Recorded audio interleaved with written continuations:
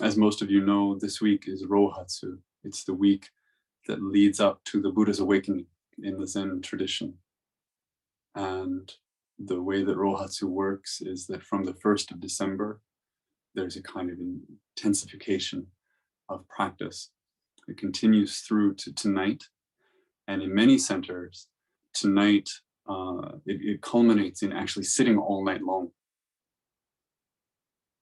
So maybe right now we would be talking to each other, but then we would go back to Zazen and we would go all the way through to the next morning, as the Buddha did, sitting all night beneath the Bodhi tree.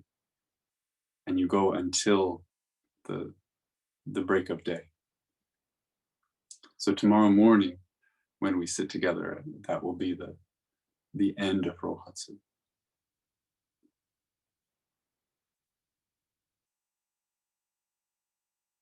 And as we discussed last week, this is an opportunity for us to reflect on what that story means. What happened? And last week we talked about resolve. And I think that when we talk about resolve, it's easy to imagine a kind of contraction. If you imagine personally that you're going to sit down tonight with the intention to resolve life and death, to resolve suffering for all beings, and you're going to do it now, you won't get up until you're done. It's very likely that what you imagine will be something very tight, very determined. You kind of steel yourself. You'll push through to whatever that is on the other side. There's you, and there's the goal.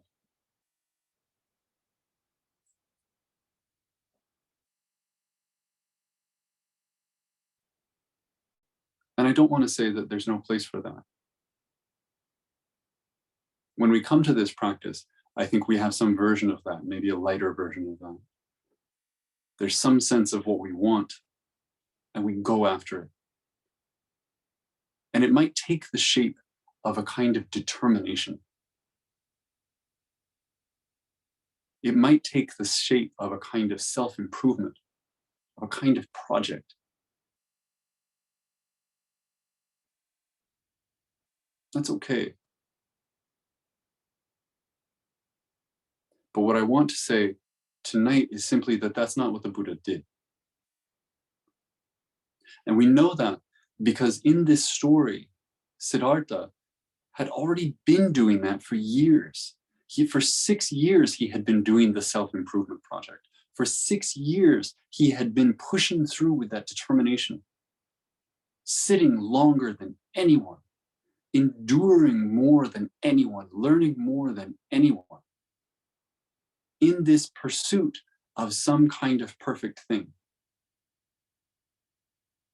He imagined that if he pushed himself hard enough, that he could push through whatever this was.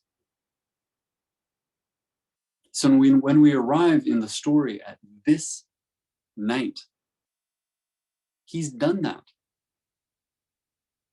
He's done that, and he's decided it didn't work. So he does sit down with resolve, but it's a different kind of resolve.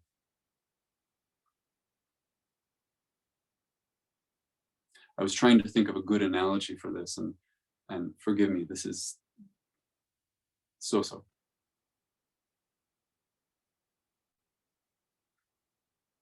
But there's a kind of resolve that you might bring to fitness.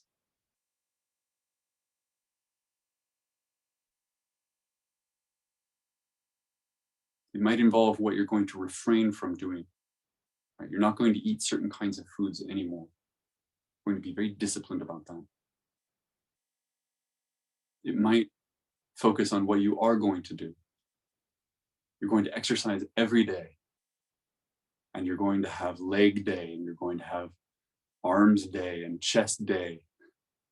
You're going to have cardio day. However it works. You're going to stick to the plan. And as you go, you're going to escalate it. Right? So that you can get closer and closer and closer to whatever that thing is that you imagine in your mind. It's a very reasonable way of going about it. That's one kind of resolve.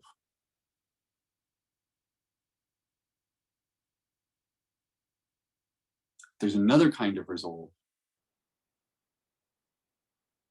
where somewhere along that process, you stand naked in front of a mirror and you say, this is me. This is all I have. This is enough. Because I don't have any more than this.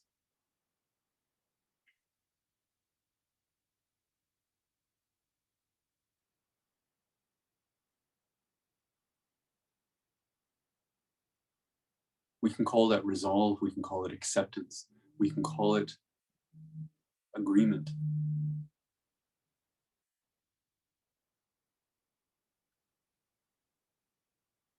But it's not holding something like this, it's letting it go.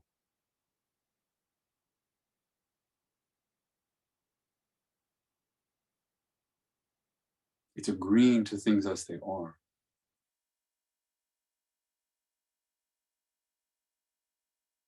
When the Buddha sat down beneath that tree on this night, he couldn't grab any tighter than he had. And he understood that. He understood that that kind of resolve was not going to get him where he wanted to go.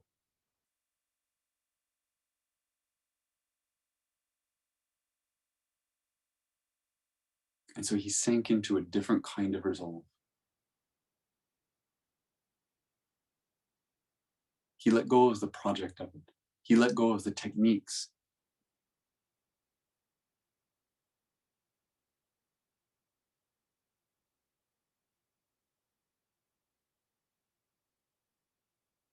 He only said,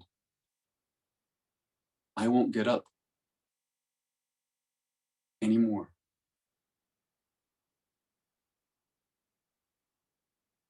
Unless I see this through.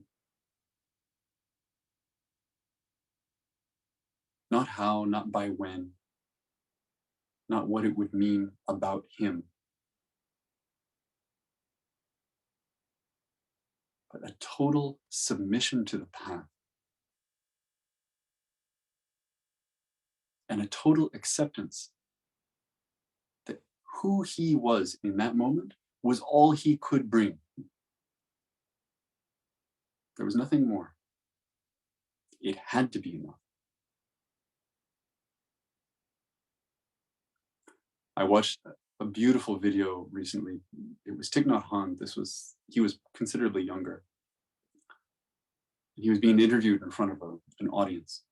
And the interviewer, I don't know if the interviewer was playing devil's advocate or if these questions were sincere, but the question I saw was, he asked Thich Nhat Hanh, he said, you're always talking about all beings this, all beings that, and you're talking about animals, and you're talking about vegetables, and you're talking about human beings as if they're all the same thing. He said, but they're not the same thing, because consciousness is not the same.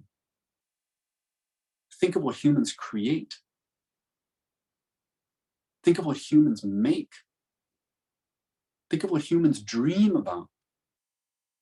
You can't compare that to a vegetable or to an animal or to a neuron. So isn't it just a kind of poetic affectation that you talk about these as if they're all one thing? And Thich Nhat Hanh, and I won't say it in the way he did, it was very lovely.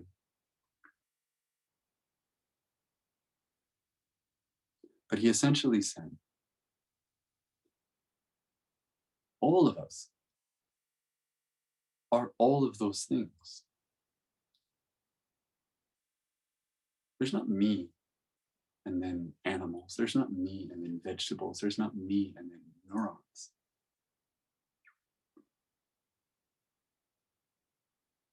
We each contain all of those things. We are animals. We are vegetable matter. We're atoms. And without those things, we don't exist. And so how arrogant to imagine that I, this particular conglomeration of those things, am special. And those things are not.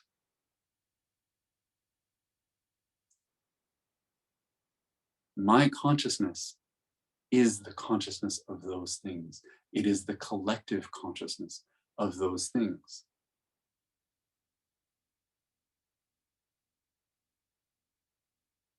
You can't separate my consciousness from that consciousness.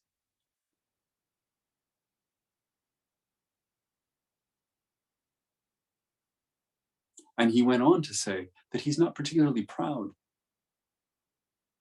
of those distinctions about humans, that humans create this and they think this. He said all those thoughts come from an idea of I. They come from an idea of being separate. Sometimes they cause a lot of pain. They create a gap where there's no gap. He said, so we should respect those other consciousnesses. We should embrace them, and we should give them space within our minds. Not try to separate into me and them.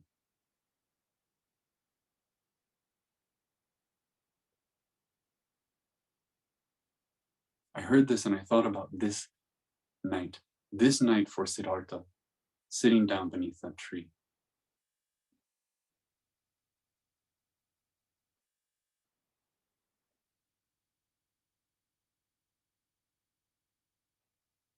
If we want to say that he awakened, we can't mean him, Siddhartha. When someone who is an I, when an individual wakes up, when an individual is enlightened, all that means is that they get something they didn't get. They see something they didn't see. And those moments matter, and they're wonderful. But spiritual traditions are not founded on somebody finally getting it. I hope not.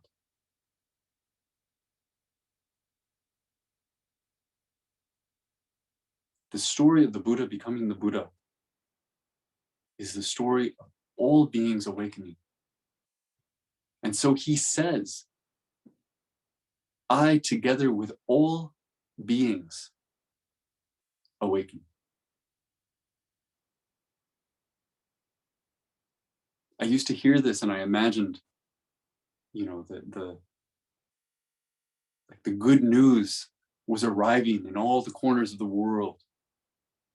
It was reverberating through the planet, and that the birds over here would be happy, and the animals over here would be happy, and the trees over here would be happy, because the Buddha had done this thing. That isn't what it means, I together with all beings.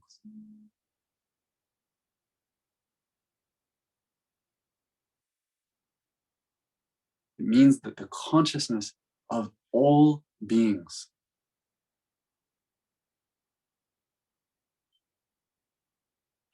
through this resolve, through this act, came to something.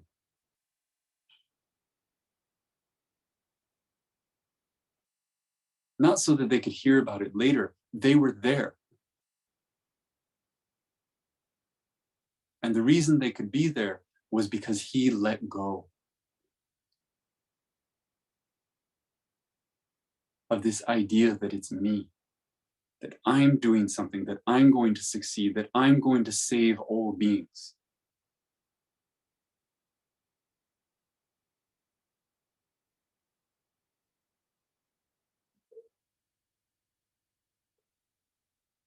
He opened himself so much that all the beings could just come in.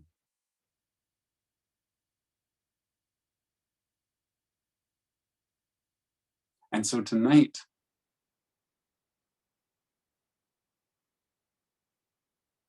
as we sit, as we face whatever the Bodhi tree is for us, as we look to tomorrow morning and that break of day, we have the same task before us. Not to power through it, not to win, not to succeed, but to sit in that quiet,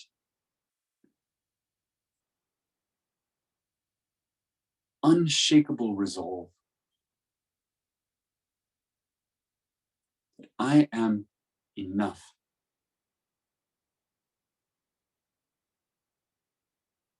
That what I have is all there is.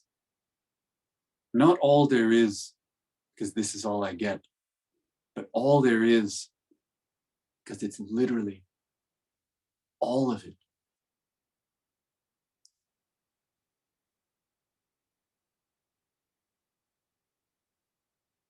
To hold that,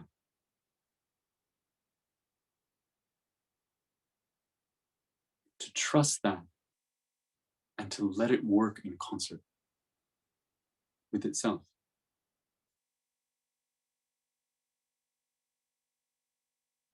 And that's where I'll stop.